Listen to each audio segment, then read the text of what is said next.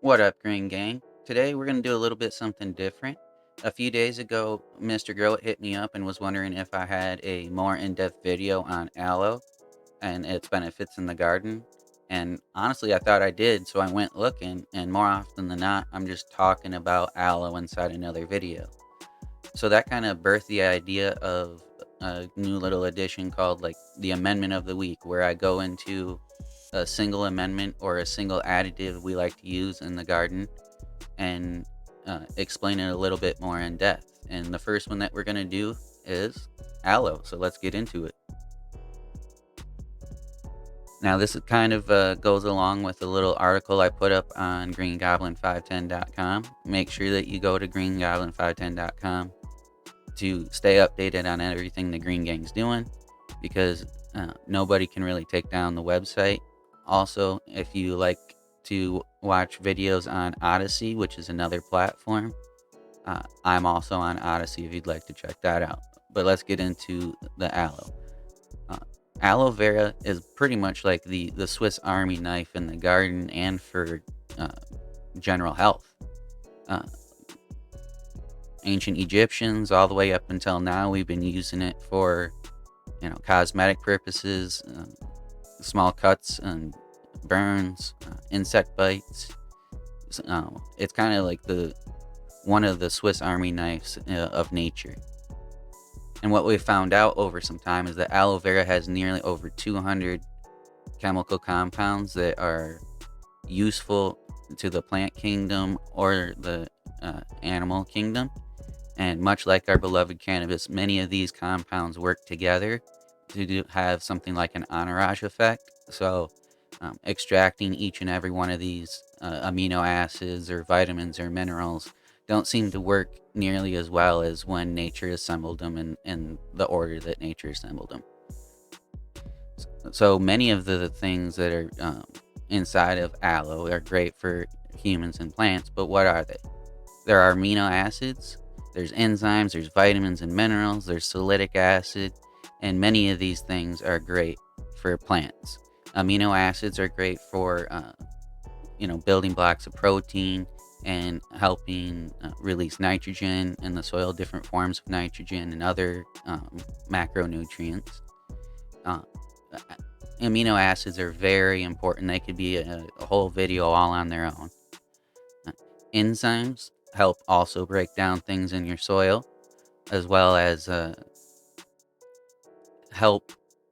They're the catalyst of building blocks, basically. They help amino acids and other things. So they're very important as well. But the main function in the garden is they help break down things in the soil a little bit more. They break down sugars and starches and help feed the microbiology. Uh, Vitamins and minerals are a huge part of what's also inside of aloe. All the way, many of the B vitamins, which if anybody's used the product called Thrive, that's a B vitamin supplement. You can use aloe vera as a B vitamin supplement, and that's great for rooting, uh, taking cuttings, or as a soil drench to help promote roots even further. Uh, it also contains, chlorine, calcium, magnesium, zinc, manganese, chromium, and many other trace minerals that the plant can uptake and use to bolster its health. A main function of what's in aloe vera is salicylic acid. Salicylic acid is involved in the local and systemic plant defense response system, otherwise known as SARS. It plays a role during stresses such as drought, chilling, heavy metal toxicity, heat, and osmotic stress. And basically what that means is if a plant has the correct amount or an abundant amount of salicylic acid, it can handle these stresses one way or another a little bit better. Salicylic acid can also volatilize and help warn neighboring plants of attack from disease or pests. So, salicylic acid is a very important function in the plant immune system, and it helps protect the plant literally. And then there's also things called saponins inside aloe vera, which are basically a soapy substance that acts as an emulsifier and also as a surfactant, and it has a cleaning action, a natural cleaning action when used.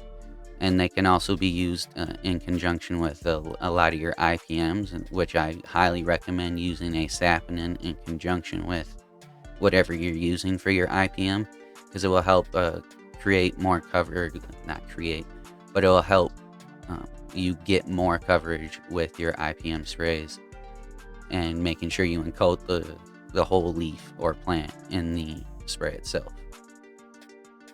Now, those are the main constituents of what's inside aloe and some of the reasons why we like to use them in the garden. And I've also put out, like I said before, a few videos involving aloe. And basically, I like to use it while germination, propagation, and foliar spraying. And for a little bit for different reasons, and some of them for the same reasons. The hormones and vitamins and minerals and antimicrobial capabilities of aloe help extremely well during germination and propagation when the plant is in a very vulnerable state. And then the foliar application helps the plant resist those stresses, like we were talking about the drought or the osmotic pressure, which is pretty much when your VPD is extremely out of whack. The plant will be able to tolerate that a little bit better. And not to say that it will go away or cure all the problem, but it will be able to tolerate those stresses a little bit more. And like I said at the beginning of the video, there's tons of people that use aloe for health reasons, like they use it for digestion, small cuts, burns, many different things humans use aloe for. We've been using it for quite a long time, like I said. And here are some resources on the website here that will point you in the right direction if you want to use aloe more for yourself. There is a great book on it. They're called The Silent Healer, a modern study of aloe vera. And then there's also some publications in PubMed and the Mayo Clinic, which describe the healing actions that aloe vera can have. Now, when it comes to getting aloe, I like to grow my own aloe. It's extremely simple. All you got to do is make sure that you keep it in a well-draining soil, and that it has maybe a little bit of compost in there for nutrients. And you only need to water, every 2 to maybe 4 weeks, depending on the soil it's in and how large the aloe plant is. And after some time of growing an aloe plant, it will throw off these little things called pups. And that's what these things are here. And they'll have little roots on them. And you can separate these from the main plant and plant them in separate containers. And that's how you can clone your aloe plant.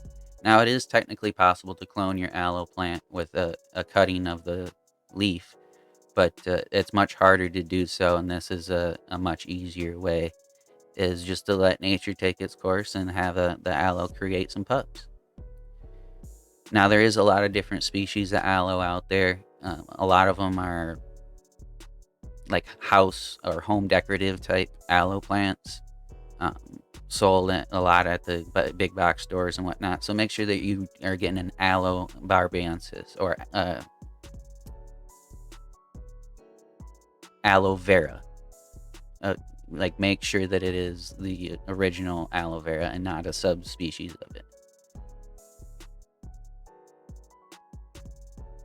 And then if you do want to take a look, there is a little bit more resources on all the different components of aloe right here on the website.